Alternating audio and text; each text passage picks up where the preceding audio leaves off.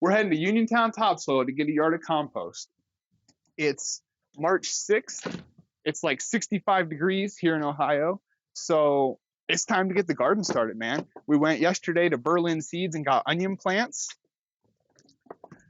So we need somewhere to plant onions. And we decided we're going to make a new raised bed, dirt mound raised bed in one of Mom's gardens. So come on along.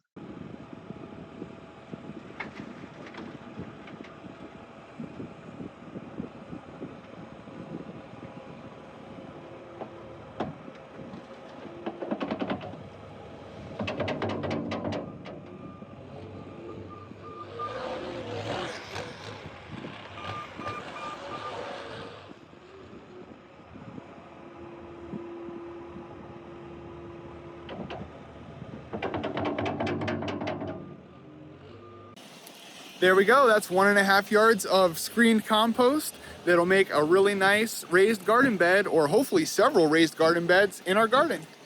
Oh, muddy feet, muddy feet, muddy feet. Our garden is a never-ending experiment. And over the years, we've tried growing just about every way you can imagine.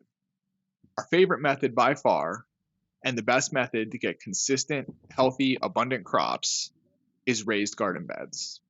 We've built our fair share of raised garden beds out of all different materials. One thing remains true, no matter what kind of material you use: the beds are way too expensive for how short they last.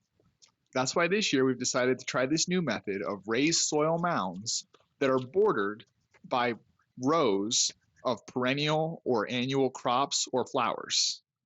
This will keep our garden beds tidy, but also helps keep the cost of the beds down, because instead of spending money on building materials, we can just spend a couple bucks on seed packets and grow whole rows of herbs like lemon balm or spearmint, allowing us to grow our family apothecary alongside our pantry. We're pretty optimistic that this is going to give us a tightly packed but still orderly garden to grow food and medicine in this grow season.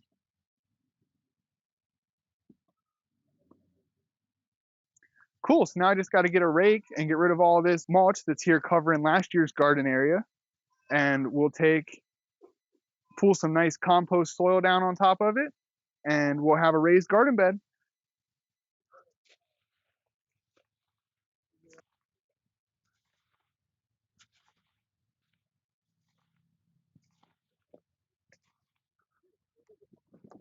The mulch layer here is pretty thin. The earthworms have been busy.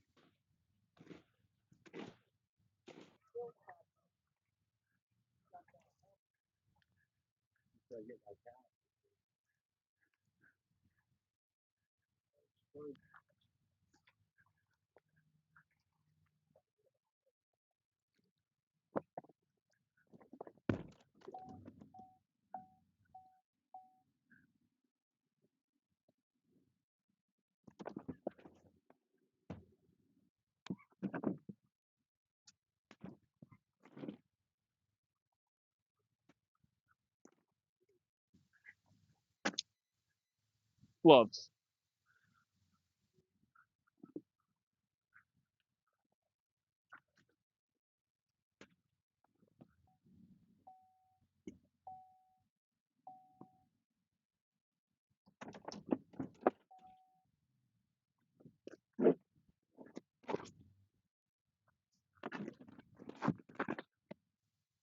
We're close, but we're not quite there yet.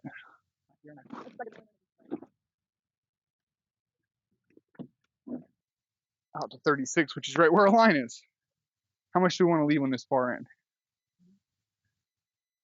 We want to be able to get a wheelbarrow through there. Probably, right? Just in case we want to. Plus, if you plant stuff on the end, they're going to. We better go at least 24 off the back wall.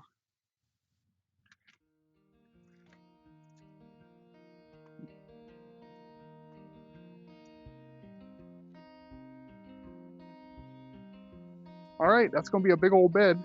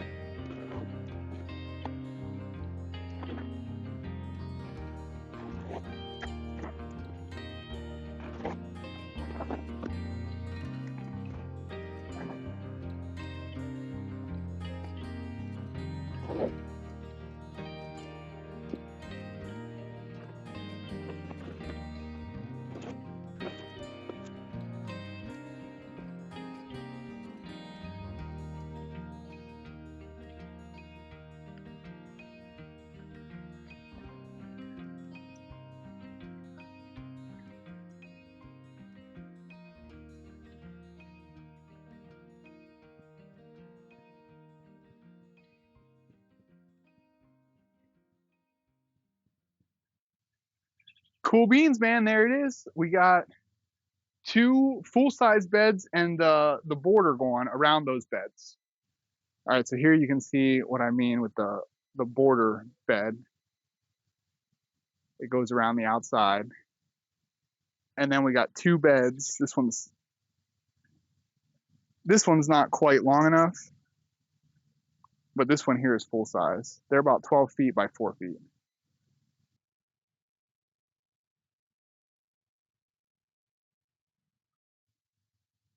Not bad for an afternoon's work.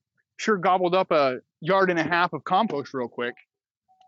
We're definitely gonna need probably 2 more truckloads, which will be another 3 yards. And well, that'll probably do it actually for this this garden up here. And then I'll probably have to get a whole dump truck load at my house for when I put in that garden. But for this garden, it's kind of a small one, and it's almost ready to go. I can't believe that it's March 6th and we've already got 70-degree days. That's amazing. I mean, it's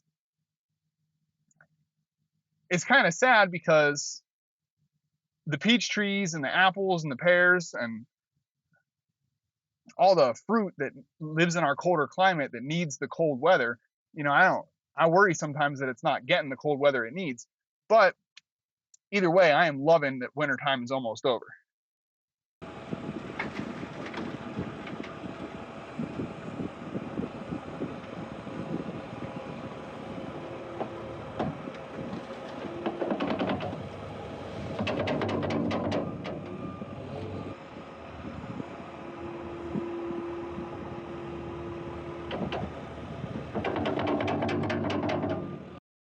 All right, so it's another day and we're back here at Mom's house in the side garden trying to redo these garden beds and put in some raised mounds that are going to be bordered by perennial plants. We'll talk more about that later.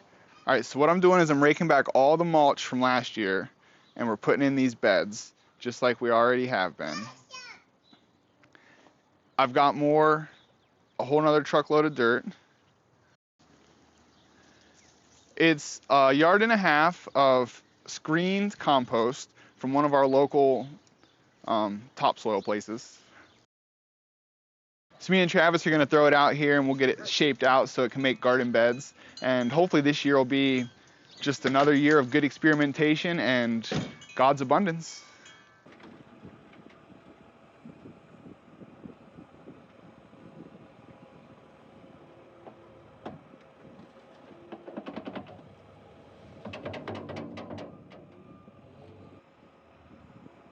So I went back to the topsoil place and I got another yard and a half of the screened topsoil. And me and Travis went ahead and threw it out into these garden beds the same way me and Mom were the other day. But honestly, it all went so fast that I didn't even get any footage of it. So I'm just going to show you guys the aftermath.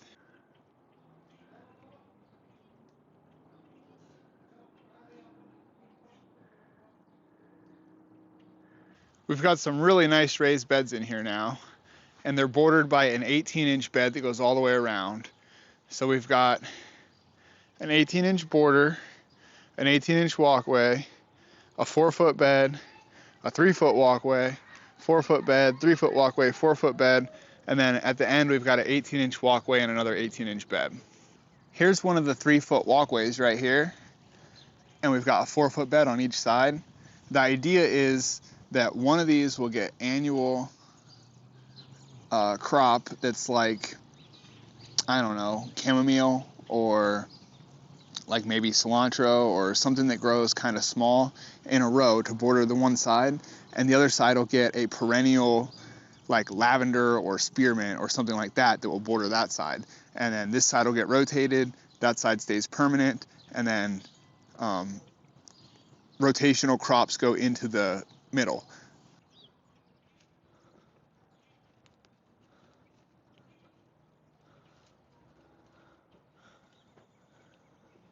So actually inside the bigger part of the bed, like inside the 4-foot part of the raised bed is where we're gonna put like tomatoes, and mostly we're gonna grow tomatoes and peppers. But we will also grow lettuce and onions and carrots and all kinds of other stuff too. It's fun, man. First week of March and we're off to a great start for the grow season.